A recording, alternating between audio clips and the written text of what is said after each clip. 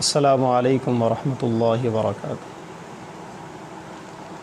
الحمد للہ رب العالمین والصلاة والسلام علی سید الانبیاء والمرسلین وعلی آلہ واصحابہ اجمعین ومن تبعہم بإحسان الی یوم الدین، اما بعد فاعوذ باللہ من الشیطان الرجیم، بسم اللہ الرحمن الرحیم۔ لقد نصرکم اللہ ببدر وانتم اذلہ فاتقوا اللہ لعلکم تشکرون۔ وقال اللہ تبارک وتعالی کما اخرجک ربک من بیتک بالحق وان فریقا من المؤمنین لکارہون۔ صدق اللہ العظیم۔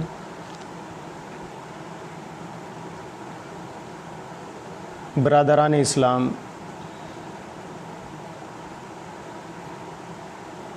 محترم اور معزز دینی بھائیوں، آج 17 رمضان المبارک سن 1441 ہجری ہے،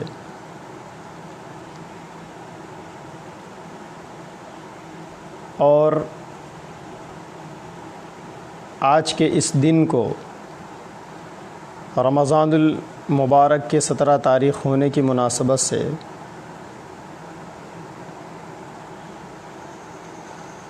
ایک ایسی جنگ سے اس کی نسبت ہے جس جنگ کو تاریخ عالم کے اندر اور تاریخ اسلام کے اندر یوم الفرقان کے نام سے جانا جاتا ہے۔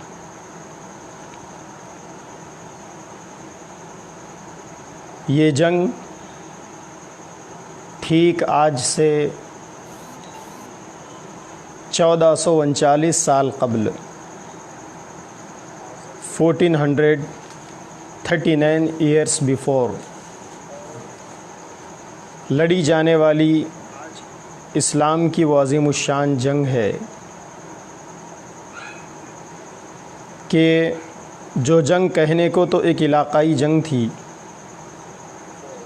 لیکن اس جنگ نے تاریخ انسانیت میں وہ مقام حاصل کیا جو بہت کم جنگوں کو وہ مقام حاصل ہونا نصیب ہوتا ہے۔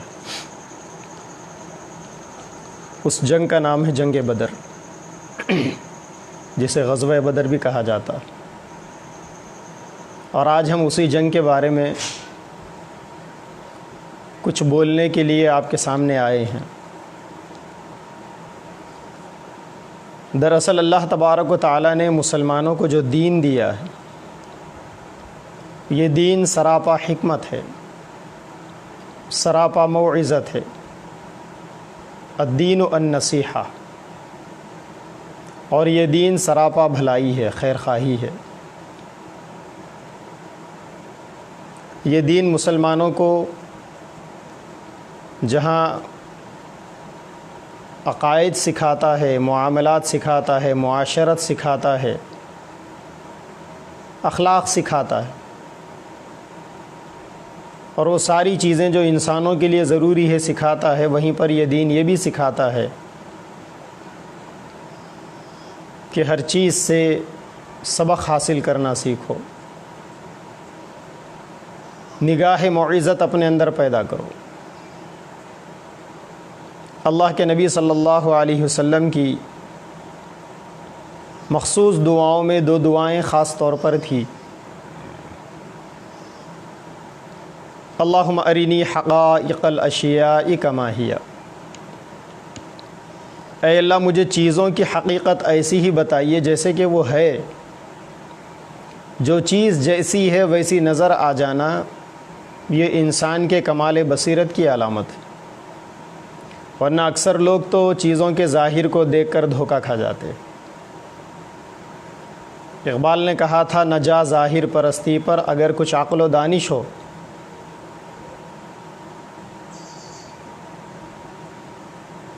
نہ جا ظاہر پرستی پر اگر کچھ عقل و دانش ہو۔ انسان کے پاس ظاہر پرستی کو دیکھ کر دھوکہ کھا جانا، یہ عقل و دانش کے نہ ہونے کی علامت ہے۔ اور کسی چیز کو دیکھ کر اس کی حقیقت تک پہنچنا یہ انسان کی عقل اور دانش ہونے کی علامت ہے۔ تو پہلی دعا تو آپ صلی اللہ علیہ وسلم کی یہ ہوتی تھی کہ اللہ مجھے چیزوں کی اور اشیاء کی حقیقت سمجھا دیجیے، جیسی ہے ویسی نظر آئے۔ اور دوسری دعا آپ کی یہ تھی کہ اللہ میری نگاہوں کو نگاہ عبرت بنا دیجیے، یعنی میں جس کسی چیز کو دیکھوں اس سے عبرت حاصل کروں۔ مسلمانوں کی خوبی یہ ہے، مسلمان اس وجہ سے بھی ایک زندہ قوم ہے تاریخ عالم کے اندر، تاریخ انسانیت کے اندر، کہ یہ قوم تاریخ سے سبق حاصل کرتی ہے۔ جس دور میں مسلمانوں نے تاریخ سے سبق حاصل کیا، اس دور کے اندر اللہ تبارک و تعالیٰ نے اس قوم کو سرخ روئی سربلندی عطا فرمائی، اور جہاں جہاں مسلمانوں نے تاریخ سے سبق حاصل کرنا چھوڑ دیا، وہاں یہ قوم پٹتی رہی، مٹتی رہی، ستائی جاتے رہی، پریشان کی جاتے رہی۔ تو جنگ بدر کا واقعہ بھی اپنے اندر بہت سارے عبرت، بہت ساری موعظت اور بہت ساری نصیحت کی باتوں کو سمیٹے ہوئے۔ جنگ بدر سے ہمیں کیا سبق ملتا ہے؟ یہ کوئی قصہ گوئی نہیں ہے کہ بس ایسا ہوا تھا تو ایسا ہوا تھا، سنا دیں آپ کے سامنے۔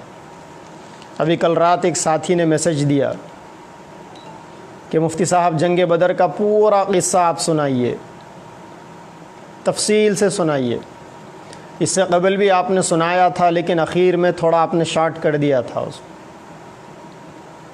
تو میں میرے اس بھائی سے کیسے کہوں کہ میرے بھائی جنگ بدر کا یہ بیان یہ صرف قصہ گوئی نہیں ہے، اس سے ہمیں کیا نصیحت ملتی ہے وہ لینا ہے اصل میں۔ رہی بات جہاں تک قصہ سنانے کی ہے،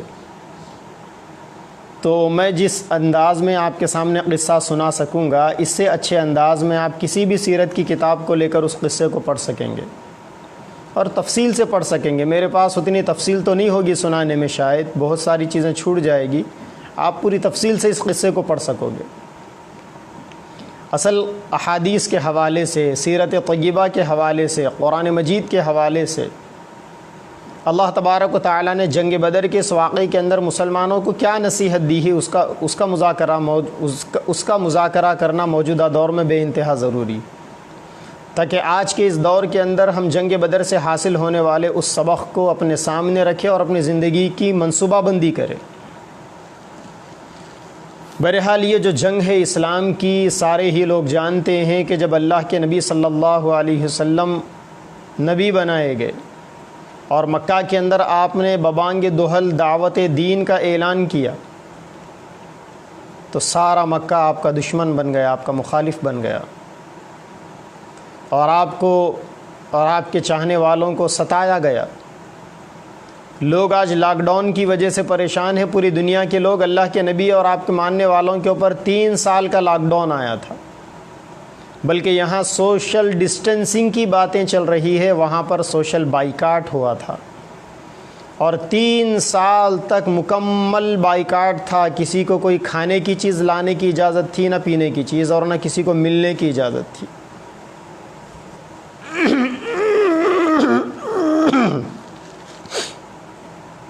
جسے شعب ابی طالب کی گھاٹی میں محصور ہونا کہا جاتا ہے، اور بھی پریشان کیا گیا۔ صحابہ کرام کو ہجرت کرنے کی نوبت آئی حبشہ کی جانب۔ پھر اللہ تبارک و تعالیٰ کا حکم ہوا کہ اب مکہ سے نکلو، مدینہ چلو۔ اللہ کے نبی صلی اللہ علیہ وسلم ہجرت فرما کر مدینہ منورہ گئے۔ اب مدینہ منورہ دین اسلام کا پہلا مرکز بنا، اور وہ ایک دارالخلافہ ٹھہرایا، جہاں خلافت اعلیٰ منہاج النبوہ قائم ہونے کے ابتدائی مرحلے تھے۔ ابھی اللہ کے نبی صلی اللہ علیہ وسلم نے وہاں آ کر منصوبہ بندی کی۔ آپ نے صحابہ کرام کے درمیان میں مواخات کو قائم کیا، بھائی چارگی کو قائم کیا، اور مدینہ منورہ کے اندر جو اطراف کے قبائل یہود تھے، اللہ کے نبی نے ان کے ساتھ معاہدے کیے، اب اسلام کو اپنے قدموں پر کھڑے ہونے کا موقع مل رہا تھا، اسلامی ریاست کو۔ ٹھیک ایسے نازک وقت میں ابھی بڑی مشکل سے 1 سال مکمل ہوا چاہتا تھا، اللہ کے نبی صلی اللہ علیہ وسلم کو خبر ملی کہ ابو سفیان کا قافلہ ملک شام جو تجارت کی غرض سے گیا تھا وہ واپس لوٹ رہا ہے۔ اللہ کے نبی صلی اللہ علیہ وسلم نے ایک صحابی کو بلایا، حضرت ابو ایوب انصاری رضی اللہ تعالیٰ عنہ کو، اور بلا کر کہا کہ اطلاع ملی ہے کہ ابو سفیان کا قافلہ سامان تجارت کے ساتھ ملک شام گیا ہوا ہے، واپس ہونا چاہتا ہے، اگر تم چلو اور جا کر اس قافلے کا محاصرہ کر لو تو اللہ تعالیٰ نے تمہارے لیے کامیابی رکھی ہے اس میں۔ صحابہ کرام سے مشورہ ہوا۔ مکہ مکرمہ کے جو تجارتی قافلے ملک شام جاتے تھے وہ مدینہ کے قریب سے ہو کر گزرتے تھے، کیونکہ آج مدینہ کے قریب میں ینبو ایک مقام ہے جہاں سمندر ہے، ساحلی علاقہ، وہاں ساحلی راستے سے وہ قافلے ملک شام جاتے تھے، اور وہیں سے بالکل 50-60 کلومیٹر کے فاصلے پر وہ مقام ہے جو مدینہ سے 80 کوس کے فاصلے پر، یعنی آج کے پیمائش کے اعتبار سے 160 کلومیٹر 170 کلومیٹر پر جنگ بدر، مقام بدر ہے جسے مقام جنگ بدر بھی کہا جاتا ہے۔ تو اللہ کے نبی صلی اللہ علیہ وسلم کو اطلاع ملی کہ ابو سفیان کا قافلہ وہاں سے جا رہا ہے، اور یہ جو قافلہ تھا ابو سفیان کا یہ بڑا پاورفل قافلہ تھا، مالی اعتبار سے، فائنانشیلی اعتبار سے، اکنامکس کے اعتبار سے، کیونکہ ابو سفیان کے اس قافلے کے اندر 50,000 دینار کی لاگت سے یہ قافلہ جا رہا تھا، اور یہ قافلہ ایسا تھا کہ جس قافلے میں مکہ کے ہر گھر کا کچھ نہ کچھ پرافٹ اور کچھ نہ کچھ سامان تجارت موجود تھا۔ 50,000 دینار کا مطلب ہوتا ہے 1 دینار 4.5 گرام سونے کا ہوتا ہے، تو اگر آپ 50,000 دینار کو 4.5 گرام سونے سے اگر حساب کریں گے تو آج کی ڈیٹ میں 225 کلو سونے کے بقدر اس قافلے کی مالیت تھی، 225 کلو سونا، اور 225 کلو سونے کی آج کی اگر ہم قیمت کا تخمینہ کریں تو 1057 کروڑ 50 لاکھ روپے ہوں گے، 1057 کروڑ اینڈ 50 لاکھ روپیز، یعنی 10 ارب 57 کروڑ 50 لاکھ روپے۔ معمولی بات ہے کہ آج 1057 کروڑ یا 58 کروڑ آج کی ڈیٹ میں معمولی رقم تھوڑی ہے۔ یہ الگ بات ہے کہ آج ایک مسلمان نے، عظیم پریم جی نے، اس سے بھی بڑی رقم پی ایم کیئر فنڈ میں اپنی طرف سے عطیہ کر دی، دان کر دی، 1125 کروڑ روپے۔ تو 1058 کروڑ روپے کی لاگت والا آج کی موجودہ کرنسی کے حساب سے وہ قافلہ ویلیوبل تھا، اور اس قافلے کی نگرانی کے لیے 70 نوجوان اور سردار تھے ابو سفیان کے ساتھ میں۔ تو جب اللہ کے نبی صلی اللہ علیہ وسلم کو اطلاع ملی تو آپ نے صحابہ سے مشورہ فرمایا۔ رمضان کا مبارک مہینہ تھا، جس دن آپ نے مشورہ فرمایا 12 رمضان تھی۔ کچھ صحابہ کرام کو آپ نے بلایا، اور وہ صحابہ کرام سے آپ نے کہا، تو بعض صحابہ جن کے پاس جانور موجود تھے سواری کے وہ فوری تیار ہو گئے، اور بعض صحابہ ایسے تھے جن کے جانور آزو بازو مدینہ کے اطراف میں مزارع یعنی کھیتوں میں اور دیہاتوں میں جانور تھے، ان کے وہاں جا کر جانوروں کو لانا پڑتا تھا۔ تو ان صحابہ نے کہا کہ یا رسول اللہ ہم جا کر اپنے جانوروں کو لاتے ہیں، انتظام کرتے ہیں، بندوبست کرتے ہیں۔ اللہ کے نبی نے فرمایا کہ اتنا وقت نہیں ہے، فوری نکلنا ہے۔ اور جب نکلنے کا وقت آیا تو اللہ تبارک و تعالی نے نبی پاک صلی اللہ علیہ وسلم کو بتا دیا تھا کہ اب ایک بہت بڑی جنگ ہونے والی۔ تو اللہ کے نبی صلی اللہ علیہ وسلم نے حالات کو سامنے رکھ کر صحابہ کرام سے مشورہ کیا۔ تو سیدنا عمر فاروق اور سیدنا ابو بکر صدیق رضی اللہ تعالی عنہما، ان دونوں نے کہا کہ یا رسول اللہ اگر آپ اس قافلے کو لوٹنے کے لیے بدر تک جانا ہی کیا، اگر آپ ملک حبشہ کے مقام بالکل غمات تک بھی اگر ہمیں لے چلیں گے تو آپ اگر آپ ہم کو لے چلیں گے تو ہم آپ کے ساتھ چلنے تیار ہیں۔ اللہ کے نبی صلی اللہ علیہ وسلم نے حضرات شیخین کی اس جانثاری کو بہت خندہ پیشانی سے قبول کیا۔ تو پھر اس کے بعد اللہ کے نبی نے انصار صحابہ کرام کے سامنے تقریر کی۔ آپ چاہتے تھے کہ انصار صحابہ کرام کی بھی کوئی رائے معلوم ہو۔ آپ نے ان کے سامنے بھی کہا کہ تمہاری کیا رائے ہے، مجھے مشورہ دو، مجھے مشورہ دو۔ بیشتر دفعہ اللہ کے نبی نے یہ کہا۔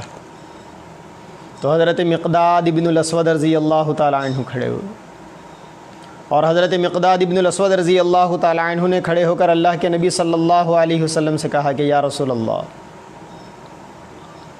ہم آپ سے وہ جملہ نہیں کہیں گے جو جملہ بنی اسرائیل نے موسیٰ علیہ السلام سے کہا تھا، اذهب انت وربك فقاتلا انا هاهنا قاعدون، کہ اے موسیٰ تم اور تمہارا رب جا کر قوم عمالقہ سے جنگ کرو، ہم یہیں پر بیٹھے رہیں گے۔ ہم ایسا نہیں کہیں گے یا رسول اللہ، ہم تو آپ کے ساتھ میں جان دینے کو تیار ہیں، ہم اپنے جسم کے آخری قطرے خون تک مقابلہ کریں گے۔ اللہ کے نبی صلی اللہ علیہ وسلم کا چہرہ کھل اٹھا۔ پھر بھی آپ کہہ رہے تھے کہ مشورہ دو مجھے، کیونکہ آپ کی نظر انصار صحابہ کرام کی جانب تھی۔ انصار صحابہ کرام میں سے قبیلہ اوس کے سردار حضرت سعد بن معاذ رضی اللہ تعالیٰ عنہ کھڑے ہوئے، اور انہوں نے وہ ایمان افروز تقریر کی، انہوں نے وہ جاندار تقریر کی، جو تقریر تاریخ اسلام کے اندر عظیم ولولے والی، عظیم جذبے والی اور عظیم جانثاری والی ایسی تقریر کی حضرت سعد بن معاذ نے کہ جس کی نظیر پوری تاریخ انسانیت کے اندر پیش نہیں کی جا سکتی۔ حضرت سعد نے کہا کہ یا رسول اللہ، اللہ تبارک و تعالیٰ نے ہمیں آپ کی برکت سے دین اسلام کے ذریعے سے عزت عطا فرمائی، یا رسول اللہ آپ ایسا مت سمجھے کہ ہم آپ کو تنہا چھوڑ دیں گے، اکیلا چھوڑ دیں گے۔ انصار کے ایک ایک بچے کے جسم میں آخری قطرے خون جب تک باقی رہے گا، ہم آپ کے ساتھ دشمنوں سے مقابلہ کریں گے اور بھرپور مقابلہ کریں گے، اور ہم وہ جملہ نہیں کہیں گے جو جملہ بنی اسرائیل نے سیدنا موسیٰ علیہ السلام سے کہا تھا، ہم آپ کے ساتھ لڑیں گے، آپ کے دشمن سے مقابلہ کریں گے۔ بس حضرت سعد بن معاذ رضی اللہ عنہ کی تقریر کیا تھی، اللہ کے نبی صلی اللہ علیہ وسلم بشاشت سے جھوم گئے، چہرے انور متبسم ہو گیا، مسکراہٹ آپ کے چہرے کے اوپر ظاہر ہو۔ پھر آپ نے جو کچھ صحابہ کرام تیار ہو گئے تھے ان کو لے کر آپ مدینہ سے چل پڑے۔ رمضان المبارک کا 12واں روزہ تھا، 12 رمضان مبارک تھی، اور پیر کا دن تھا۔ اب یہ چند لوگوں کو جو اللہ کے نبی صلی اللہ علیہ وسلم لے کر گئے تھے، تو اصل مقصد تو تھا ابو سفیان کو گھیرنے کا، اور فائنانشیلی طور پر مکہ مکرمہ والوں کی کمر کو توڑنے کا۔ لیکن جب آپ صلی اللہ علیہ وسلم نکلے تو آپ نے صحابہ کرام کو جاسوسی کے لیے بھیجا، حضرت بس اور حضرت عدی رضی اللہ عنہما۔ یہ 2 صحابہ کرام جاسوسی کرنے کے لیے، کیونکہ یہ لوگ اللہ کے نبی صلی اللہ علیہ وسلم کے انٹیلیجنس کے شعبے کے ذمہ دار تھے لوگ، تو آپ نے ان 2 صحابہ کرام کو حالات کی خبر گیری کے لیے بھیجا۔ وہاں ابو سفیان کو بھی اطلاع مل گئی کہ اللہ کے نبی چلے ہیں مدینہ سے ہمارا قافلہ گھیرنے کے لیے۔ چنانچہ ابو سفیان نے ایک تیز رفتار اونٹ سوار کو، جس کا نام زمزم بن عمرو غفاری تھا، ابو سفیان نے مکہ مکرمہ بھیجا کہ جاؤ فوری جا کر ابو جہل کو اطلاع کرو اور سرداران قریش کو اطلاع کرو کہ محمد عربی ہمارا قافلہ لوٹنے کے لیے چل پڑے، اور جیسے ہی انہیں اطلاع ملے مکہ والوں کو ان سے کہو کہ وہ فوری پوری تیاری کے ساتھ نکل پڑے۔ چنانچہ زمزم غفاری بڑی تیزی کے ساتھ مکہ مکرمہ پہنچے۔ زمزم غفاری کے مکہ مکرمہ پہنچنے سے پہلے اللہ تبارک و تعالی نے 2 لوگوں کو خواب میں کچھ ایسی باتیں بتائی جو گویا مکہ مکرمہ والوں کے لیے ایک سگنل تھا، سمجھنے کے لیے کافی تھا۔ لیکن مکہ والوں کی مقدر میں بربادی لکھ دی جا چکی تھی، وہ کہاں سمجھنے والے۔ اللہ تبارک و تعالیٰ نے مہلت دی، لیکن انہوں نے اس مہلت سے فائدہ نہیں اٹھایا۔ ایک تو پیارے آقا صلی اللہ علیہ وسلم کی پھوپھی حضرت عاتکہ بنت عبد المطلب نے خواب دیکھا، اور دوسرا خواب جہم بن الصلت نے دیکھا۔ یہاں ہم حضرت عاتکہ کے خواب کا تذکرہ کر لیتے ہیں۔ حضرت عاتکہ نے خواب دیکھا کہ زمزم بن عمرو مکہ مکرمہ میں داخل ہونے سے پہلے آپ نے دیکھا، حضرت عاتکہ نے خواب کہ مکہ مکرمہ کے اندر کوئی آواز لگانے والا آواز لگا رہا ہے کہ اے مکہ والوں، نکلو 3 دن میں اپنی ہلاکت کی جگہ کی طرف، یعنی جہاں تمہیں مرنا ہے، جہاں تمہیں ہلاک ہونا ہے، وہاں 3 دن میں پہنچ جاؤ۔ پھر اس کے بعد کہتی ہے کہ ایک اونٹ سوار جبل ابو قبیس نامی پہاڑ کے اوپر چڑھ گیا۔ جبل ابو قبیس یہ پہاڑ اسی جگہ پر تھا جہاں آج یہ کلاک ٹاور بلڈنگ ہے مکہ میں، اس کے پچھلے حصے میں تھوڑا سا بائیں طرف جبل ابو قبیس یہی وہ پہاڑ ہے جس پر کھڑے ہو کر اللہ کے نبی صلی اللہ علیہ وسلم نے چاند کے 2 ٹکڑے کرنے والا معجزہ ظاہر فرمایا تھا، معجزہ شق القمر۔ تو حضرت عاتکہ نے خواب میں دیکھا کہ وہ اونٹ سوار جبل ابو قبیس پر چڑھا، اور اس نے وہاں سے ایک چٹان چھوڑی، جو چٹان اس پہاڑ سے نیچے آتے آتے ریزہ ریزہ ہو گئی، اور وہ چٹان اس چٹان کا کوئی نہ کچھ حصہ ہر گھر کے اندر پہنچ چکا۔ جیسا ہی حضرت عاتکہ نے وہ خواب دیکھا تو صبح بیدار ہو کر اپنے بھائی حضرت عباس رضی اللہ تعالیٰ عنہ کو خواب سنایا۔ حضرت عباس جو اللہ کے نبی صلی اللہ علیہ وسلم کے چچا تھے، حضرت عباس نے وہ خواب اپنے دوست ولید کو سنایا، عتبہ کو سنایا۔ چنانچہ ولید نے اس خواب کو اپنے حد تک نہیں رکھا، جا کر اپنے باپ عتبہ کو سنا دیا، اور وہ خواب پہنچتے پہنچتے عتبہ سے ابو جہل تک پہنچ گیا۔ ابو جہل مکہ کے کافروں کے ساتھ کعبۃ اللہ کے صحن میں بیٹھا ہوا تھا۔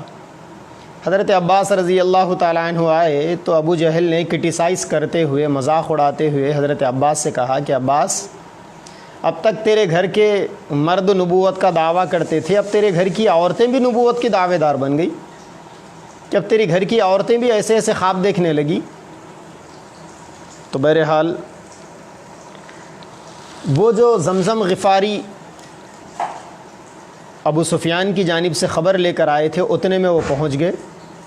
جیسا ہی انہوں نے کہا کہ قریش کے سرداروں، مکہ والوں، اپنے قافلے کی خبر گیری کرو، چنانچہ جیسا ہی یہ جملہ سننا تھا تو فوری ابو جہل نے پورے مکہ میں اعلان کروا دیا، اور اعلان کروا کر پوری تیاری کے ساتھ اس نے 1000 کا لاؤ لشکر لے کر، جس میں 200 گھوڑے اور لوگوں کے پاس 600 زرہیں تھیں اور بہت سارے اونٹ تھے، ڈھیر سارے، وہ مکہ مکرمہ سے چل پڑا، اور اپنے ساتھ میں شراب کے گھڑے اور ناچنے والی، گانے والی، مغنیہ، فاحشہ عورتوں کو، کیونکہ ان کا زعم یہ تھا کہ نعوذ باللہ ہم اسلام اور مسلمانوں کی کمر توڑ دیں گے اور شراب پی کر خوب جشن منائیں گے۔ چنانچہ وہ پوری تیاری کے ساتھ نکلے۔ کہتے ہیں تاریخ کے اندر لکھا ہوا ہے کہ جہاں جہاں مکہ کے ان کافروں کا قافلہ رکتا، وہاں وہ لوگ 10 اونٹ ذبح کرتے، اور بہترین پارٹی ہوتی ان لوگوں کی۔ اور دوسری طرف اللہ کے نبی صلی اللہ علیہ وسلم 313 صحابہ کرام کے ساتھ میں نکلے تھے۔ 313 صحابہ کرام میں صرف 2 گھوڑے تھے، ایک گھوڑا حضرت زبیر بن العوام اور دوسرا گھوڑا حضرت مقداد بن الاسود رضی اللہ عنہما کے پاس، اور 313 لوگوں میں صرف 70 اونٹ تھے، اور ایک ایک اونٹ کے اوپر 3 لوگوں کی باری متعین ہو گئی تھی کہ بدر کے مقام تک پہنچنے کے لیے ایک اونٹ پر باری باری 3 لوگ سواری کریں گے۔ چنانچہ اللہ کے نبی صلی اللہ علیہ وسلم کے ساتھ بھی آپ اور آپ کے ساتھ اور 2 لوگ تھے، حضرت ابو لبابہ انصاری اور حضرت علی رضی اللہ تعالی عنہما۔ تو اللہ کے نبی صلی اللہ علیہ وسلم نے وہاں پہنچنے سے پہلے حضرت بسبس اور حضرت عدی رضی اللہ عنہما کو جاسوسی کے لیے بھیجا۔ یہ دونوں گئے ایک پہاڑ کے کنارے، ایک پانی کا، گویا یوں کہہ لیں کہ ایک پانی کی بولی تھی۔ یہ دو صحابہ وہاں گئے، وہاں دو عورتیں تھیں۔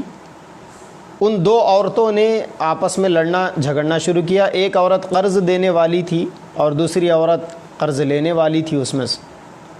وہ دونوں کی آپس میں پیسوں کے لین دین کے سلسلے میں بحث ہو گئی۔ تو جو عورت قرض دینا جس کے ذمے تھا، اس نے کہا کہ ٹھہر جاؤ، قریش کا ایک قافلہ یہاں پر آ رہا ہے، 2-4 دن میں وہ قافلہ پہنچتا ہوگا۔ جب وہ قافلہ یہاں پر آ جائے تو میں ان کے پاس کچھ مزدوری کر لوں گی، اور جب میری مزدوری مجھے مل جائے تو میں تیرا قرض تجھے واپس کر دوں گی۔ حضرت بسبس اور حضرت عدی بغور اس بات کو سن رہے تھے اور اطلاع پا رہے تھے کہ قریش کا قافلہ آنے کی جو اطلاع ہے وہ بالکل صحیح اطلاع ہے۔ اجنبی لوگ، اس نے کہا کہ 2 عورتیں تھیں، آپس میں بحث کر رہی تھی، اور ساتھ ہی ساتھ 1-2 گھوڑ سوار لوگ آئے تھے۔ انہوں نے اپنے اونٹوں کو اس پہاڑ کے کنارے باندھ کر آ کر اپنے اونٹوں کو انہوں نے پانی پلایا اور یہاں سے چل پڑے۔ تو ابو سفیان بڑے سیاس تھے اور بڑے زیرک انسان تھے۔ انہوں نے کہا کہ ان لوگوں نے اپنے اونٹوں کو کہاں باندھا؟ تو مجدی بن عمرو نے کہا کہ فلاں جگہ پر باندھا۔ چنانچہ ابو سفیان وہاں گئے جہاں ان 2 صحابہ کرام کے اونٹ بنے ہوئے تھے۔ وہاں بڑی غور سے اس جگہ کا انہوں نے جائزہ لیا تو دیکھا کہ وہاں ان اونٹوں کی لید، یعنی ان اونٹوں کا گوبر پڑا ہوا ہے۔ ابو سفیان نے اس گوبر کے ٹکڑیوں کو، لید کی ٹکڑیوں کو اٹھایا اور اٹھا کر اس کو توڑ کر دیکھا، تو دیکھا کہ اس گوبر کی لید کے اندر سے کھجور کی گٹلیاں نکلی۔ تو ابو سفیان نے اندازہ کر لیا کہ مدینہ، ان گٹلیوں کو غور کر کر دیکھا تو ابو سفیان کو پتہ چلا کہ یہ گٹلیاں تو مدینہ منورہ کے کھجور کی گٹلیاں ہیں۔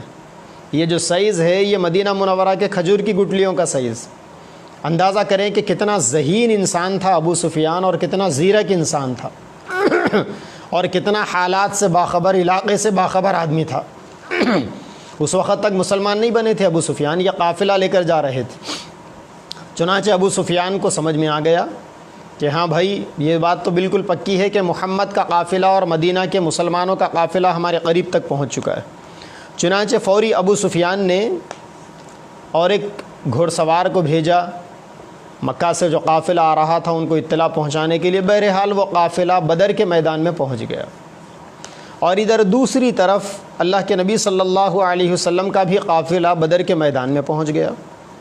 اللہ کے نبی صلی اللہ علیہ وسلم کا جو قافلہ تھا، جن میں 313 صحابہ کرام تھے، اللہ کے نبی صلی اللہ علیہ وسلم نے 4 علم برداروں کو آپ نے متعین کیا۔ علم بردار یعنی جس کے ہاتھ میں جھنڈا ہوتا ہے، پہچان ہوتی ہے کہ یہ تمہاری فوج ہے، لوگوں کے لیے علامت۔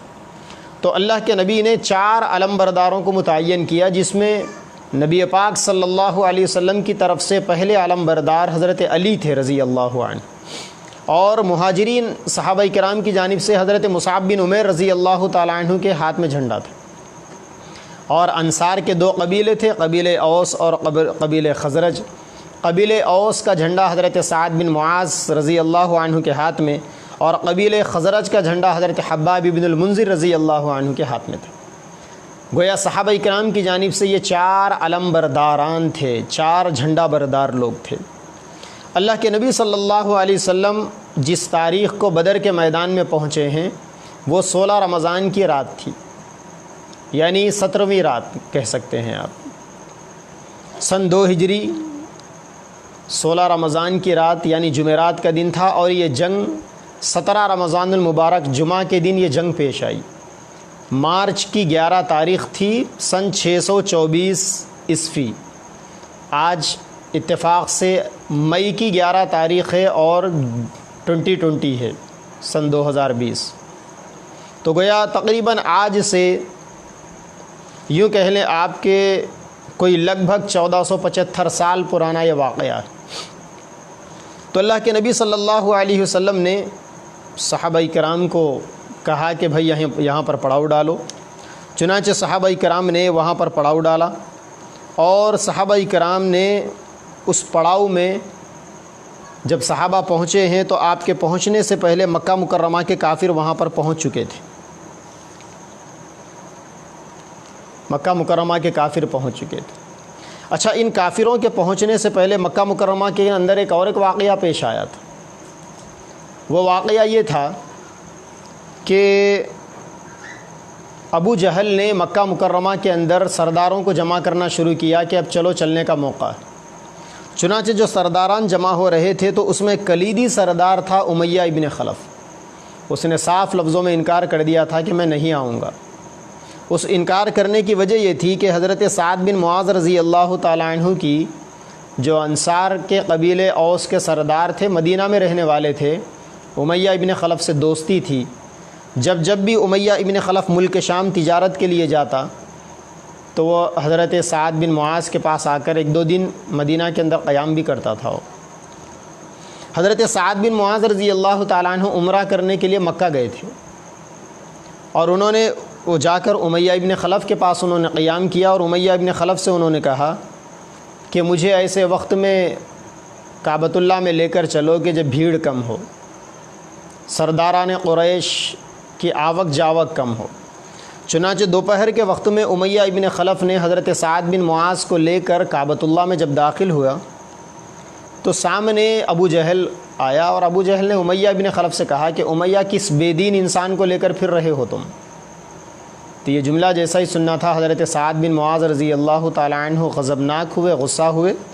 آپ نے کہا کہ ابو جہل ایسی باتیں مت کر، اگر تو ایسی باتیں کرے گا تو جب تیرا قافلہ ملک شام تجارت کے لیے جائے گا تو میں مدینہ میں راستہ روک دوں گا، تیرا راستہ بند کر دوں گا۔ تو جیسا ہی یہ جملہ حضرت سعد بن معاذ نے کہا تو امیہ ابن خلف نے کہا حضرت سعد سے کہ سعد، اونچی آواز میں بات مت کرو، یہ اس وادی کا سردار ہے، ابو جہل یہاں کا سردار۔ تو حضرت سعد رضی اللہ تعالیٰ عنہ اور غصہ ہوئے، اور آپ نے پلٹ کر امیہ سے کہا کہ امیہ تیرا ناس ہو، میں نے اللہ کے نبی سے سنا ہے کہ تو نبی کے صحابہ کے ہاتھوں تو مارا جائے گا۔ تو یہ جو جملہ حضرت سعد نے امیہ ابن خلف کے موت کے بارے میں کہا تو حضرت امیہ ابن خلف نے حضرت سعد سے کہا کہ سعد، کیا ضرور یہ جملہ محمد نے کہا ہے؟ کیا واقعی یہ جملہ محمد نے کہا ہے؟ حضرت سعد نے کہا کہ ہاں، اللہ کے نبی نے یہ جملہ کہا۔ تو پھر امیہ ابن خلف نے کہا واللہ ما یکذب محمد فکاد ان یحدث، خدا کی قسم محمد کبھی جھوٹ نہیں بولتے، عن قریب ایسا ہی ہوگا۔ یعنی ایک کافر کو بھی اللہ کے نبی صلی اللہ علیہ وسلم کی اس کے موت کے بارے میں پیشن گوئی کا اتنا یقین تھا۔ اللہ تبارک و تعالی کم از کم آج کے مسلمانوں کو اپنے نبی کی باتوں پر ایسا یقین عطا فرمائے۔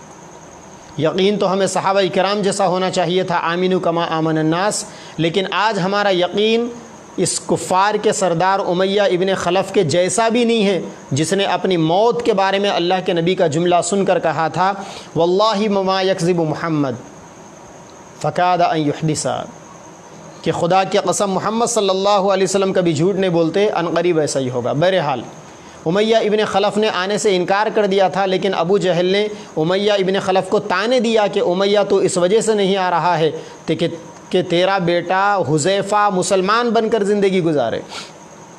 چنانچہ امیہ سے ابو جہل نے کہا کہ میں تجھے تیز رفتار گھوڑا دوں گا، تو ہمارے ساتھ چل، اگر تجھے کوئی خطرہ محسوس ہوگا تو تو گھوڑے پر سوار ہو کر مکہ واپس آ جانا۔ چنانچہ امیہ ابن خلف آیا۔ اللہ کے نبی کے جنگ بدر، مقام بدر پر پہنچنے سے پہلے کفار مکہ آ کر وہاں پر پڑاؤ ڈالے۔ ٹھیک اسی وقت میں بنی زہرہ کے سردار تھے اخنس بن شریق۔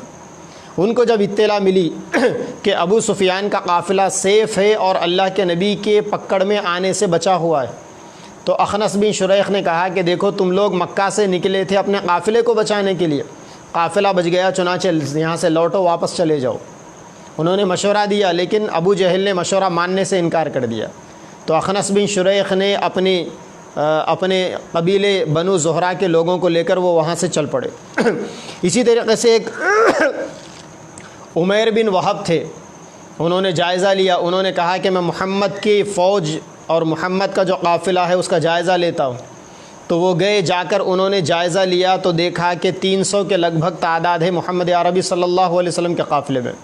پھر عمیر بن وہب نے کہا کہ میں اطراف میں دیکھتا ہوں کہ کہیں اور فوجیوں کی ٹکڑی آزو بازو میں کہیں کسی پہاڑ کے گھاٹی میں چھپی ہوئی تو نہیں ہے اللہ کے نبی کو ساتھ دینے کے لیے۔ چنانچہ عمیر بن وہب نے اطراف تیز گھوڑے کو دوڑاتے ہوئے جائزہ لیا اور آ کر ابو جہل سے کہا کہ میں نے ہر جگہ دیکھ لیا ہے کہ محمد صلی اللہ علیہ وسلم کے ساتھ میں 300 سے زیادہ لوگ نہیں، 300 سے کچھ زیادہ، اور اطراف میں کوئی ان کا ساتھ دینے والا بھی نہیں۔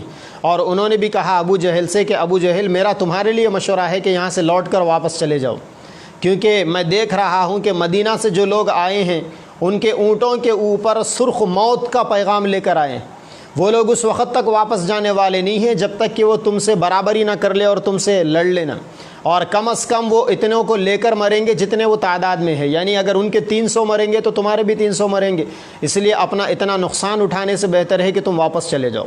لیکن من جانب اللہ بربادی لکھ دی جا چکی تھی، اللہ تبارک و تعالیٰ کی جانب سے بربادی لکھ دی جا چکی، تو اللہ تعالیٰ کا وقت بھی آ چکا تھا، ان اجل اللہ اذا جاء لا یؤخر۔ آج مکہ کے کافروں کی بربادی کا وقت آ چکا تھا، یہ وقت مؤخر ہونے والا نہیں تھا۔ چنانچہ ابو جہل زعم کے اندر تھا اور پورے امید سے وہ آیا تھا، اسی لیے ناچنے والیوں کو، گانے والیوں کو، مغنیہ عورتوں کو، فاحشاؤں کو اور شراب لے کر آیا تھا نا۔ وہ اللہ کے نبی صلی اللہ علیہ وسلم کے پاس ایک جاسوس کو پکڑ کر لایا گیا جو مکہ مکرمہ سے آیا تھا، تو اللہ کے نبی نے اس سے پوچھا کہ کتنے لوگ ہیں، اس نے کہا کہ ہم کو تعداد نہیں معلوم۔ اللہ کے نبی نے کہا کہ اچھا وہ لوگ ایک وقت میں کتنے اونٹ کاٹتے ہیں، کتنے اونٹ ذبح کرتے ہیں کھانے کے لیے؟ اس نے کہا کہ ایک دن 9 اونٹ ذبح کرتے ہیں اور دوسرے دن 10 اونٹ ذبح کرتے ہیں۔ تو اللہ کے نبی نے فرمایا کہ پھر تو اس کا مطلب یہ ہے کہ مکہ کے کافروں کی تعداد 900 سے 1000 کے لگ بھگ۔ چنانچہ 2 قافلے اپنی اپنی جگہ پر آ گئے، اور صحابہ کرام کی جماعت پہنچنے سے پہلے مکہ کے کافر آ گئے تھے، اور انہوں نے ایسی جگہ پر پڑاؤ ڈالا جہاں پر پانی کے چشمے موجود تھے۔ مکہ کی سرزمین جو ہے جزیرۃ العرب کی، وہ ریگستانی علاقہ ہے، وہاں ہر جگہ پانی نہیں ہوتا، اور پیاس کی شدت کا احساس بھی ہوتا ہے، چونکہ وہ گرما کا دن تھا اور مسلمانوں کے لیے پانی ویسے بھی ضروری تھا کہ ان کو جمعہ کا بھی غسل کرنا تھا، وضو بھی بنانا تھا مسلمانوں کو، اور سب سے بڑی بات یہ ہے کہ وہ روزے کی حالت میں تھے، افطار اور سحر کے لیے پانی بھی ضروری تھا۔ لیکن مسلمان پہنچتے پہنچتے مکہ کے کافروں نے ایسے جگہ پر پڑاؤ ڈالا جہاں پانی کا بندوبست تھا۔ چنانچہ صحابہ کرام سے اللہ کے نبی نے مشورہ کیا تو ایک جگہ پر ٹھہرنا طے پایا۔ جہاں صحابہ کرام نے پڑاؤ ڈالا وہیں پر ایک چھوٹا سا پہاڑ کا ٹیلہ تھا، اس ٹیلے کے اوپر قبیلہ اوس کے سردار حضرت سعد بن معاذ رضی اللہ تعالیٰ عنہ نے اللہ کے نبی سے کہا کہ یا رسول اللہ، ہم آپ کے لیے یہاں پر ایک جھونپڑا بنا دیتے، ایک جھوپڑی بنا دیتے ہیں، جسے عربی زبان کے اندر عریش کہتے ہیں۔ چنانچہ انہوں نے وہاں پر اپنے 2-4 ساتھیوں کی مدد سے ایک جھوپڑی بنائی، عریش بنایا، اور اللہ کے نبی سے کہا کہ یا رسول اللہ، آپ یہاں پر قیام فرمائیں، ہم کفار سے مقابلہ کریں گے، اور اللہ تبارک و تعالیٰ نے چاہا تو ہم کامیابی حاصل کریں گے جو آپ کا مقصد ہے، اور ہماری کامیابی ہم آپ کے قدموں میں نشاور کریں گے، اور خدا نہ خواستہ اگر ہم لڑتے لڑتے شہید ہو جاتے ہیں اور ہمارا باطل اور ہمارا کافر اگر ہم پر غالب آ جاتا ہے تو پھر کیا کیا جائے؟ تو اللہ کے نبی صلی اللہ علیہ وسلم کو حضرت سعد بن معاذ کی باتیں پسند آئی، ایک عریش، ایک جھونپڑا بنایا گیا، اس جھونپڑے میں اللہ کے نبی اور حضرت ابو بکر صدیق رضی اللہ تعالیٰ عنہ نے قیام فرمایا۔ رات کا وقت تھا، حضرت سعد بن معاذ اپنے 2 ساتھیوں کے ساتھ اس جھونپڑے کے باہر اللہ کے نبی کی نگہبانی میں کھڑے ہو گئے، نگرانی میں کھڑے ہو گئے۔ اتنے میں رات کا چونکہ وقت تھا، صحابہ کرام نے دیکھا کہ کافروں کی تعداد ہمارے مقابلے میں بہت زیادہ ہے، تو ظاہر بات ہے کہ انسان کی فطرت ہوتی ہے ہیبت کھا لینا، اور انسان کی ایک فطری تقاضا ہوتا ہے نفسیاتی طور پر انسان ایک دباؤ کو قبول کرنا۔ یہاں بھی یہ ہو سکتا تھا کہ صحابہ کرام نفسیاتی طور پر دباؤ کو قبول کرے، لیکن اللہ تبارک و تعالیٰ نے اب یہاں سے اپنی نصرتوں اور اپنی مددوں کا اعلان شروع کیا، اور ترتیب وار اللہ تبارک و تعالیٰ نے یہاں پر مسلمانوں کی اور صحابہ کرام کی مدد فرمائی۔ سب سے پہلی مدد کیا آئی، کفار مکہ نے پانی کے چشمے جہاں پر تھے وہاں پر قبضہ کیا تھا، اور مسلمانوں کے ذمے میں پینے کا پانی میسر نہیں تھا۔ اللہ تبارک و تعالیٰ نے، اللہ کا قرآن کہتا ہے سورہ انفال 9ویں پارے کے اندر، وَيُنَزِّلُ عَلَيْكُم مِّنَ السَّمَاءِ مَاءً لِّيُطَهِّرَكُم بِهِ وَيُذْهِبَ عَنكُم رِجْزَ الشَّيْطَانِ، کہ اللہ تبارک و تعالیٰ نے صحابہ کرام کے لیے آسمان سے پانی برسایا۔ کفار مکہ نے زمین کے پانی پر قبضہ کیا تھا، اللہ تعالیٰ نے آسمان سے پانی کو برسایا۔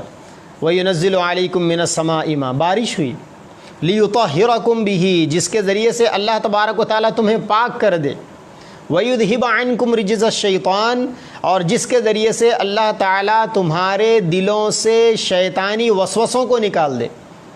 جو شیطانی وسوسے آ سکتے تھے صحابہ کرام کے دلوں میں کہ کفار مکہ کی تعداد اتنی ہے، ہم اتنی کم تعداد میں ہیں، ان کے پاس اتنی تیاری ہے، ہمارے پاس 313 لوگوں میں 2 گھوڑے اور 70 اونٹ ہے۔ اللہ تبارک و تعالیٰ نے کیا فرمایا؟ وَيُذْهِبَ عَنكُم رِجْزَ الشَّيْطَانِ، یہ شیطانی وسوسے اب ہم تم سے دور کرنے والے ہیں ہم۔ وَلِيَرْبِطَ عَلَىٰ قُلُوبِكُمْ، اور صحابہ کرام کے دلوں کو اللہ تبارک و تعالیٰ مضبوط کرنے کا وعدہ فرمائے۔ وَيُثَبِّتَ بِهِ الْأَقْدَامَ، اور تمہارے قدموں کو کافروں کے مقابلے میں ہم جمع دیں گے۔ 4 بشارتیں اللہ تبارک و تعالیٰ نے اس بارش کے ذریعے سے برسائی۔ بارش کیسی تھی؟ کفار کے علاقے میں ایسی بارش ہوئی کہ وہاں پورا کیچڑ ہو گیا، ان کے قدم جمنا مشکل ہو گیا، اور مسلمان جہاں پر ٹھہرے ہوئے تھے وہاں بھی ریگستانی علاقہ تھا، چکنی مٹی تھی، پتلی باریک مٹی۔ اللہ نے وہاں جو بارش برسائی تو اس بارش سے وہاں کی مٹی مضبوط ہو گئی، جس سے صحابہ کرام کے قدم جم گئے۔ اور بارش بھی ایسی ہوئی کہ جس سے صحابہ کرام نے پریکاسٹ ہاؤس بنا کر، یعنی ایمرجنسی میں ہاؤس بنا کر صحابہ کرام نے پانی کو اسٹور کر لیا، اور جتنے برتن صحابہ کرام کے پاس تھے ہاؤس میں اسٹور کرنے کے ساتھ، مشکیزیں تھے، برتن تھے، سارے چیزوں میں صحابہ نے پانی کو اسٹور کر لیا۔ اور یہ بارش ایسی تھی کہ زمین کو مضبوط کرنے والی، ہموار کرنے والی، اور ایسی یعنی ٹھنڈی بارش رحمت کے سکینے کے ساتھ نازل ہو رہی تھی کہ جس کے ذریعے سے اللہ تعالیٰ کا قرآن کہتا ہے اِذْ يُغَشِّيكُمُ النُّعَاسَ أَمَنَةً مِّنْهُ، کہ صحابہ کرام کو اونگ آئی، نیند آئی۔ حضرت علی رضی اللہ تعالیٰ عنہ کہتے تھے کہ سوائے اللہ کے نبی کے اور آپ کے جانثار سیدنا ابو بکر صدیق رضی اللہ عنہ کے، پوری جماعت نیند میں محو خواب تھی، سوئی ہوئی تھی۔ اللہ تعالیٰ نے سکینہ نازل فرمایا۔ حالانکہ دیکھیے کہ دشمن جب سامنے ہوتا ہے، موت جب مد مقابل میں کھڑی ہوئی ہوتی ہے تو انسان کے حواس رخصت ہو جاتے ہیں، انسان ہوش کھو بیٹھتا ہے، لیکن یہاں اللہ تعالیٰ نے سارے مسلمانوں پر نیند کو مسلط کر دیا، اور ایسی نیند کے سیدنا علی رضی اللہ تعالیٰ عنہ فرماتے ہیں کہ پھر صبح میں اللہ کے نبی نے آواز لگائی الصلاۃ یا عباد اللہ، تو سارے صحابہ کرام بیدار ہو۔ اور خود رات بھر اللہ کے نبی صلی اللہ علیہ وسلم کا عالم کیا تھا؟ رات بھر پیارے آقا صلی اللہ علیہ وسلم کا عالم یہ تھا کہ آپ نے مصلی بچھا کر 2 رکعت نفل نماز پڑھی اور اللہ تبارک و تعالیٰ کے سامنے دعا کرنے لگے۔ دعا کس انداز میں؟ اللہم انجز لی ما وعدتنی، اے اللہ آپ نے جو وعدہ مجھ سے کیا ہے اس کو پورا فرما دیجیے۔ اللہ نے کیا وعدہ کیا تھا کہ اے محمد صلی اللہ علیہ وسلم ہم آپ کی جماعت کو سرخروئی سربلندی عطا فرمائیں گے، اور 2 جماعت کسی ایک جماعت پر ہم آپ کو فتح نصیب فرمائیں گے۔ 2 جماعتیں یعنی ایک ابو سفیان کی جماعت، دوسرے مکہ سے آنے والے کافروں کی جماعت۔ اللہ نے وعدہ کیا تھا کہ ان دونوں میں سے کسی ایک پر ہم آپ کو غلبہ عطا کریں گے۔ ابو سفیان کی جماعت تو ہاتھ سے نکل گئی، اب بچے کون؟ مکہ سے آنے والے 1000 کفار کی تعداد تھی۔ اللہ کے نبی صلی اللہ علیہ وسلم نے اللہ کو یاد دلایا، بلکہ یاد دلانا کیا، اللہ کے سامنے آپ نے یہ دعا کی کہ اللہ آپ نے مجھ سے جو وعدہ کیا ہے اس وعدے کو پورا کیجیے۔ پھر آپ نے ان الفاظ سے دعا کی اللہم ان تہلک ہذہ العصابۃ من الاسلام من اہل الاسلام، اے اللہ اگر مسلمانوں کی یہ جماعت ہلاک کر دی جائے لن تعبد ابدا، پھر قیامت تک آپ کی عبادت نہیں کی جا سکتی۔ یعنی اللہ کے نبی یہ محسوس کر رہے تھے کہ جتنے مخلص صحابہ تھے، اور وہ صحابہ جو آگے چل کر بھی دین اسلام کی تبلیغ کا ذریعہ بن سکتے تھے، سارے کے سارے جمع ہو کر میدان جنگ میں آ گئے۔ اگر ان صحابہ کرام کو کفار کے مقابلے میں کامیابی نہیں ملے گی تو پھر آگے چل کر دین اسلام کے لالے پڑ جائیں گے، اور دین اسلام حالات کا اور حوادث کا شکار ہو جائے گا۔ چنانچہ اللہ کے نبی نے ان الفاظ سے دعا کی۔ سیدنا ابو بکر رضی اللہ عنہ کہتے ہیں کہ اللہ کے نبی کبھی کبھی دعا میں بے ساختہ اپنے دونوں ہاتھوں کو اس طریقے سے اٹھا دیتے اور اوپر اٹھا کر ایسے دیکھ کر اللہ تبارک و تعالیٰ سے دعا کرتے، تو اللہ کے نبی کے شانوں کے اوپر، آپ کے موڑھوں کے اوپر، آپ کے کاندھوں کے اوپر جو چادر پڑی ہوئی تھی وہ چادر نیچے سرک جاتی۔ حضرت ابوبکر اس چادر کو اٹھا کر اللہ کے نبی کے کاندھوں پر ڈالتے، اور بار بار حضرت ابوبکر رضی اللہ تعالیٰ عنہ اللہ کے نبی کو تسلی دیتے، یا رسول اللہ، یا رسول اللہ، مدد ضرور آئے گی، مدد ضرور آئے گی، یا رسول اللہ، اللہ تبارک و تعالیٰ آپ کی مدد کریں گے۔ رات بھر اللہ کے نبی نے اس طریقے سے دعائیں کی، اور اس عریش کے اندر، اس جھونپڑے کے اندر، آج بھی اگر میدان جنگ بدر کے مقام پر اگر آپ کا جانا نصیب ہو، اللہ تبارک و تعالیٰ سب کو بار بار جانا نصیب فرمائے۔ وہاں آپ دیکھیں گے ایک مسجد بنی ہوئی ہے، مسجد عریش، اسی مسجد میں اسی مسجد کی جگہ پر اللہ کے نبی کا جھونپڑا تھا۔ تو اللہ کے نبی نے رات بھر دعائیں کی، جب فجر کا موقع آیا تو آپ وہاں سے نکلے مسکراتے ہوئے۔ حضرت ابوبکر صدیق رضی اللہ تعالیٰ عنہ کے سامنے آپ نے یہ آیت شریفہ تلاوت فرمائی، سیہزم الجمع ویولون الدبر، سیہزم الجمع ویولون الدبر، یعنی خوشخبری تھی، اور آپ نے کہا کہ ابوبکر مبارکبادی ہو، اللہ تبارک و تعالیٰ کی مدد یقینی ہے۔ آپ نے صحابہ کرام کو نیند سے بیدار کیا، صحابہ کرام کی آپ نے جماعت بنوائی، اور نماز کے بعد آپ نے صحابہ کرام کو میدان جنگ کی طرف لے جا کر بتایا کہ کون کون کافر کہاں کہاں مرنے والا ہے۔ چنانچہ جب میدان کارزار گرم ہوا اور میدان جنگ تیار ہوا تو اللہ کے نبی صلی اللہ علیہ وسلم نے صحابہ کرام میں تقریریں کی، صحابہ کرام بھی کھڑے ہو کر آپس میں تقریریں کی۔ وہاں ابو جہل نے بھی لوگوں میں تقریر کی، امیہ نے تقریر کی، عتبہ شیبہ نے تقریر کی، سرداران قریش نے تقریر کی، سب نے اپنے اپنے لوگوں کو گرمایا، جنگ کے لیے تیار کیا۔ جب میدان کارزار تیار ہو گیا تو اب جنگ کی شروعات کا مرحلہ تھا۔ اللہ کے نبی نے اپنی جانب سے 3 لوگوں کو میدان جنگ میں بھیجا، حضرت عوف کو، حضرت معوذ کو، اور حضرت عبداللہ بن رواحہ کو۔ یہ تینوں صحابہ انصار قبیلے سے تعلق رکھنے والے تھے، اور وہاں سے مکہ سے 3 لوگ میدان جنگ میں آئے تھے ان تینوں کے مقابلے میں۔ ایک تو عتبہ تھا، دوسرے شیبہ تھا، اور تیسرے ولید تھا۔ عتبہ اور شیبہ ولید نے ان تینوں صحابہ سے پوچھا، عتبہ نے پوچھا کہ تم کون ہو؟ ان تینوں نے کہا کہ ہم انصاری ہے، ہم انصار قبیلے سے تعلق رکھنے والے۔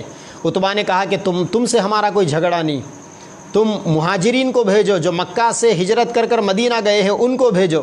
چنانچہ عتبہ کے مقابلے میں حضرت عبیدہ ابن الحارث رضی اللہ تعالیٰ عنہ آئے، اور شیبہ کے مقابلے میں حضرت حمزہ رضی اللہ تعالیٰ عنہ آئے جو اللہ کے نبی کے چچا تھے، اور ولید کے مقابلے میں سیدنا علی رضی اللہ تعالیٰ عنہ میدان میں آئے۔ اور ان 6 لوگوں کے درمیان میں 3 اسلام کی جانب سے، 3 کفار کی جانب سے مقابلہ ہوا۔ اس مقابلے کے اندر حضرت پر حملہ کیا، عتبہ نے پلٹوار حضرت عبیدہ پر حملہ کیا، حضرت عبیدہ کا ہاتھ زخمی ہو گیا، پیر کٹ گیا۔ حضرت حمزہ نے شیبہ پر حملہ کیا اور شیبہ کا کام تمام کر دیا۔ حضرت علی نے ولید پر حملہ کیا، اس کا بھی کام تمام کر دیا۔ جب شیبہ اور ولید واصل جہنم ہو گئے، مر گئے، تو حضرت حمزہ اور حضرت علی نے اپنے ساتھی حضرت عبیدہ ابن الحارث رضی اللہ تعالیٰ عنہ کی مدد کے لیے آگے بڑھے۔ اس وقت تک حضرت عبیدہ ابن الحارث رضی اللہ تعالیٰ عنہ کا پیر زخمی ہو چکا تھا۔ ان دونوں نے آگے بڑھ کر پھر عتبہ کا کام تمام کیا، تو صحابہ کرام میں سے 3 میں سے ایک زخمی ہو گئے جو بعد میں شہید بھی ہو گئے۔ جنگ بدر کے سب سے پہلے شہید صحابی حضرت عبیدہ ابن الحارث رضی اللہ تعالیٰ عنہ، یہی صحابی۔ اور کفار کی جانب سے آنے والے وہ 3 بڑے بڑے دگگج، کہنہ مشق سردار ولید، عتبہ، شیبہ، واصل جہنم ہو گئے، مارے گئے۔ پھر اس کے بعد صحابہ کرام اور مسلمانوں کے درمیان میں مدبھیڑ ہوئی، دونوں جانب سے لشکر آپس میں ٹکرائے۔ اللہ تبارک و تعالیٰ کا قرآن کہتا ہے، اذ یوحی ربک الی الملائکۃ انی معکم فثبتوا الذین آمنوا۔ یاد کرو اس وقت کو جب اللہ تبارک و تعالیٰ نے فرشتوں کی جانب وحی بھیجی اور یہ کہا کہ فرشتوں جاؤ، میرے ایمان والے، میرے صحابہ اور میرے مسلمان بندوں کے قدموں کو تم جما دو۔ پھر اس کے بعد اللہ نے فرمایا، سنلقی فی قلوب الذین کفروا الرعب بما اشرکوا باللہ ما لم ینزل بہ علیکم سلطانا۔ جب اللہ کے نبی صلی اللہ علیہ وسلم نے صحابہ کرام کو بتا دیا کہ کون کافر کہاں مرے گا، آپ کے اس بتانے کے ساتھ کافروں کے دلوں میں اللہ تعالیٰ نے ہیبت ڈال دی، مشرکین کے دلوں کے اندر اللہ تبارک و تعالیٰ نے ہیبت ڈال دی، اور آسمان سے فرشتے صحابہ کرام کی مدد کے لیے نازل ہوئے۔ فرشتوں کے سروں کے اوپر امامے بندھے ہوئے تھے۔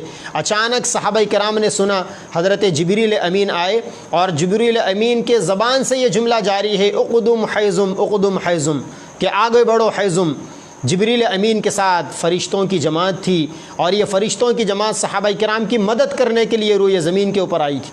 اور صحابہ کرام کہتے ہیں کہ ہم تلوار اٹھاتے کسی کافر کے مقابلے میں اور دیکھتے ہی دیکھتے اس کافر کا سر کٹ کر اور یا اس کے جسم کا کوئی عضو علیحدہ ہو کر زمین سے گر جاتا۔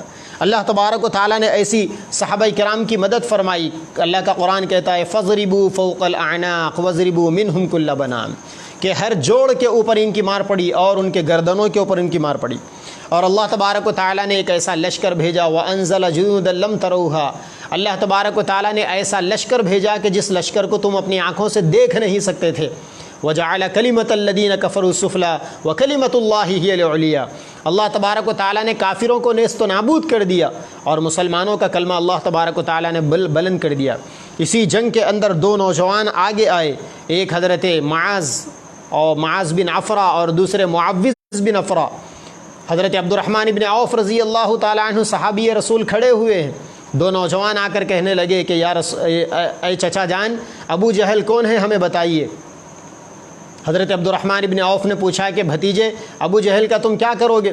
انہوں نے کہا کہ ہم ابو جہل کو ختم کریں گے، قتل کریں گے۔ ہم نے سنا ہے کہ اس نے اللہ کے نبی صلی اللہ علیہ وسلم کو گالی دی۔ چنانچہ حضرت عبد الرحمن بن عوف نے ابو جہل کا پتہ بتایا تو حضرت معاذ بن عفرہ، معوذ بن عفرہ، یہ دو بھائی صحابہ آگے بڑھے اور آگے بڑھ کر انہوں نے ابو جہل کے اوپر حملہ کیا، ابو جہل کے اوپر وار کیا۔ ابو جہل کے بیٹے اکرمہ بن ابو جہل جو اس وقت تک مسلمان نہیں بنے تھے، بعد میں اللہ نے ان کو اسلام کی دولت سے مالا مال کیا۔ اکرمہ بن ابو جہل آگے بڑھے اور آگے بڑھ کر انہوں نے حضرت معاذ کے اوپر حملہ کیا جو حضرت معاذ کی شہادت کا ذریعہ بنا۔ چنانچہ حضرت عبد الرحمن بن عوف آگے بڑھے اور آگے بڑھ کر انہوں نے ابو جہل کا کام تمام کیا۔ اس طریقے سے اس جنگ کے اندر مکہ مکرمہ سے آنے والے جو سرداران قریش تھے، ان سرداران قریش میں جو انتہائی ٹاپ لیول کے جو سرداران تھے، عتبہ، ربیعہ، ابو البختری بن ہشام، حکیم بن حزام، نوفل بن خویلد، حارث بن عامر، طعیمہ بن عدی، نضر بن الحارث، زمعہ بن اسود، ابو جہل، امیہ ابن خلف، نبیہ، منیہ، سہیل بن عمرو اور عمرو بن عبد ود، یہ وہ سرداران قریش تھے جو مکہ مکرمہ کی جانب سے آئے تھے۔ اس جنگ کے اندر اللہ تبارک و تعالیٰ نے اس جنگ کو، اللہ کا قرآن یوم الفرقان یوم التقى الجمعان کہتا ہے کہ یہ جنگ حق اور باطل کے آپس میں ٹکرانے کی جنگ تھی۔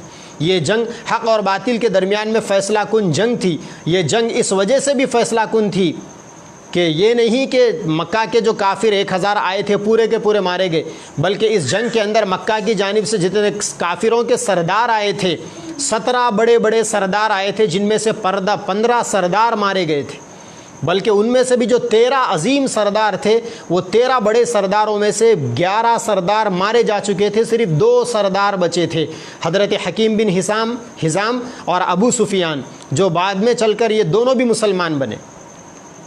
ہر انسان کا دماغ نہیں ہوتا، ماسٹر مائنڈ کوئی ہوتا ہے، ذہین کوئی ہوتا ہے، دماغ والے کوئی ہوتے ہیں۔ مکہ مکرمہ کے یہ 13 جو بڑے بڑے اعلیٰ دماغ تھے، جنگ بدر مسلمانوں کی اس اعتبار سے بھی سب سے بڑی کامیابی ہے کہ وہ 13 بڑے بڑے اعلیٰ دماغوں کے اندر سے 11 دماغ تو اسی جنگ میں مارے گئے۔ عتبہ مارا گیا، شیبہ مارا گیا، ابو البختری مارا گیا، حارث بن عمرو، طعیمہ، زمعہ، ابو جہل، امیہ، نبیہ، منبیہ، یہ سارے کے سارے مارے گئے۔ حکیم بن حزام بچ گئے، نضر بن الحارث بچ گیا، اور اسی طریقے سے ابو سفیان بچ گئے۔ ابو سفیان اور حکیم بن حزام بعد میں یہ مسلمان بھی بن گئے۔ بہرحال جب یہ جنگ انجام کو پہنچی تو دیکھا گیا کہ مکہ مکرمہ کے کفار میں سے 70 مارے گئے، 70 قیدی کیے گئے، اور وہ جو 70 مارے گئے تھے ان میں سے بھی 11 بڑے بڑے سردار تھے، اور صحابہ کرام کی جانب سے 14 سے شہید ہوئے، جن میں مہاجر صحابہ کرام میں سے 6 اور انصار صحابہ کرام میں سے 8 تھے۔ اللہ تبارک و تعالیٰ نے اس طریقے سے صحابہ کرام کو کامیابی عطا فرمائی اور اس جنگ کا اختتام ہوا۔ اللہ کے نبی صلی اللہ علیہ وسلم نے اس جنگ کے اختتام کے بعد صحابہ کرام سے کہا کہ مکہ کے جو کافر ہیں جو مارے گئے ہیں ان کو تلاش کرو۔ چنانچہ ابو جہل کو جب تلاش کیا گیا، اللہ کے نبی نے ابو جہل کو مخاطب ہو کر فرمایا، اخزاک اللہ یا عدو اللہ، हादा रअसु अदुव्वुल्लाहि अबू जहल, ये अल्लाह तबारक व ताला के दुश्मन अबू जहल की खोपड़ी है या उसका जिस्म है। अय अबू जहल, अल्लाह के दुश्मन, अल्लाह तबारक व ताला ने तुम्हें रुसवाई अता की, अल्लाह तबारक व ताला ने तुम्हें नामुरादी अता की। इस तरीक़े से जिस जंग में सहाबा प्रीपेड नहीं थे, पूरी प्लान के साथ नहीं थे, अल्लाह तबारक व ताला ने महज फ़रिश्तों को भेजकर मदद और नुसरत फरमाई। ये मदद आई कैसे थी?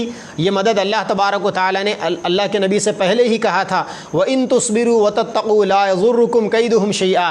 ऐ नबी सल्लल्लाहु अलैहि वसल्लम, अगर आप सब्र करें और आप तक़वे के दामन को मजबूती से थाम ले तो याद रखें कि कुफ़ार मक्का का कोई कैद और दुश्मनान इस्लाम का कोई मकर आपका कोई नुकसान नहीं पहुँचा सकता।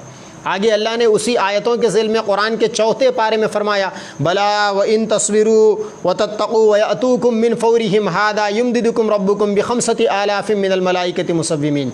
ऐ नबी सल्लल्लाहु अलैहि वसल्लम, अगर आप सब्र करेंगे, अगर आप तक़वे के दामन को मजबूती से थाम लेंगे, इसी मज़मून को अल्लाह तबारक व तआला ने सूरह यूसुफ में फरमाया, इन्नहु मन यत्तक़ि व यस्बिर फ़इन्नल्लाह ला युज़ीअु अजरल मुहसिनीन, कि जो लोग तक़वा इख्तियार करते हैं, सब्र इख्तियार करते हैं, अल्लाह तबारक व तआला उनके अजर को ज़ाय नहीं फरमाते। अल्लाह ताला ने इसी मफ़हूम को कुरान मजीद की एक आयत में फरमाया, या अय्युहल्लज़ीना आमनुस्बिरू वसाबिरू वराबितू वत्तक़ुल्लाह लअल्लकुम तुफ़्लिहून, कि तुम यकीनन कामयाब हो गए, उसके लिए तुमको सब्र का दामन, तक़वे का दामन मजबूती से पकड़ना पड़ेगा। अब इस जंग के अंदर मुसलमानों के लिए क्या इबरत का सामान है, मुसलमानों के लिए सीखने की क्या चीज़ें? हमारे लिए सीखने की ये चीज़ें हैं कि सहाबाए कराम को इस जंग के अंदर जो कामयाबी मिली उसकी बुनियाद जंग की तैयारी नहीं थी, वरना तैयारी में तो सहाबाए कराम बहुत पीछे थे। कि सहाबाए कराम के पास सिर्फ कितनी तलवारें, 2 घोड़े, 70 ऊँट और कितनी तलवारें, 130 तलवारें 313 लोगों में, और कुफ़ार मक्का के पास 900 तलवारें, 600 ज़िरहे यानी लोहे का बुशट जिसे मैदान जंग में पहना जाता है तीर और तलवार के वार से अपने आप को बचाने के लिए, और 200 घोड़े कुफ़ार मक्का के पास। सहाबा की तादाद कितनी, 313, और इसके मुकाबले में 3 गुना ज़्यादा कुफ़ार मक्का की तादाद। लेकिन अल्लाह ने सहाबाए किराम को कामयाबी दी ईमान और यकीन की दौलत की बुनियाद पर, अल्लाह तबारक व तआला की रस्सी को मजबूती से पकड़ने की बुनियाद पर, सब्र के दामन को और तक़वे की तालीम को अपने से जुदा न करने की बुनियाद पर ये चीज़ें मिली। तो अल्लाह तबारक व तआला ने सहाबाए किराम को 5 इनामात दिए उस जंग के अंदर।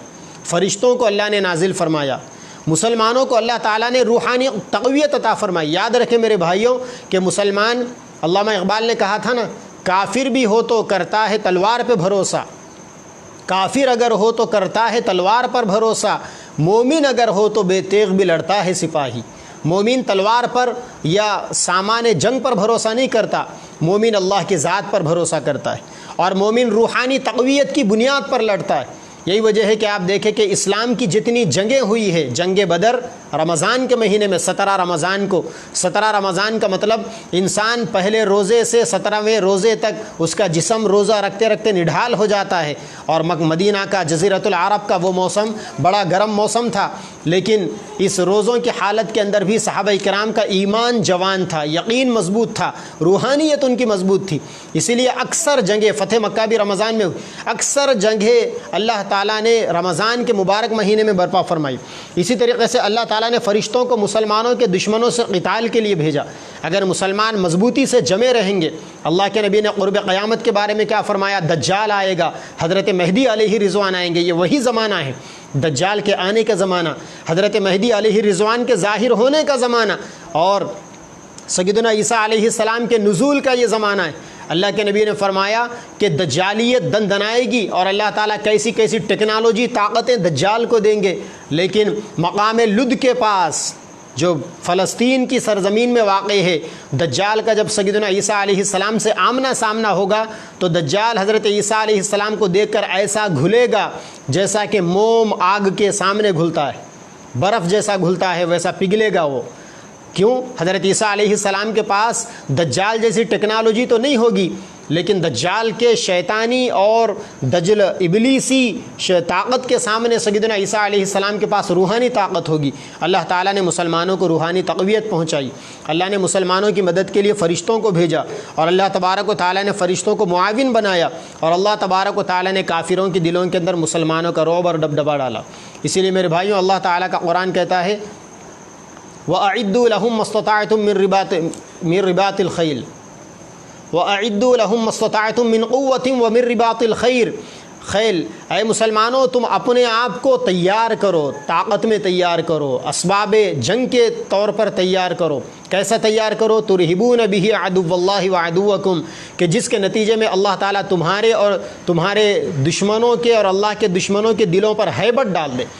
آج کا زمانہ میرے بھائیوں ان دجالی نظام کے مقابلے میں اپنے آپ کو تیار کرنے کا زمانہ ہے۔ جیسا صحابہ کرام نے اللہ کے نبی کی معیت میں، اللہ کے نبی کی صحبت میں اپنے آپ کو روحانی طور پر تیار کیا اور میدان جنگ کے اندر یہ روحانیت رنگ لائی، ایسا ہی آج کے دور کے ایمان والوں کے لیے پیغام ہے فتنوں کے دور میں کہ آپ بھی روحانی طور پر اپنے آپ کو تیار کیجئے، اور اتنا تیار کیجئے کہ آپ کے سامنے یہ دجالی نظام ماند پڑ جائے اور آپ کے سامنے یہ دجالی نظام شکست قبول کرے۔ ظاہر بات ہے کہ دجال کا فتنہ دنیا کے اندر آنے والا وہ عظیم فتنہ، جس فتنے سے ہر نبی نے ہر زمانے میں اپنی اپنی امتوں کو ڈرایا ہے، تو آج اس عظیم فتنے سے مقابلہ کرنے کے لیے ہمیں اپنے آپ کو کتنا تیار کرنا پڑے گا۔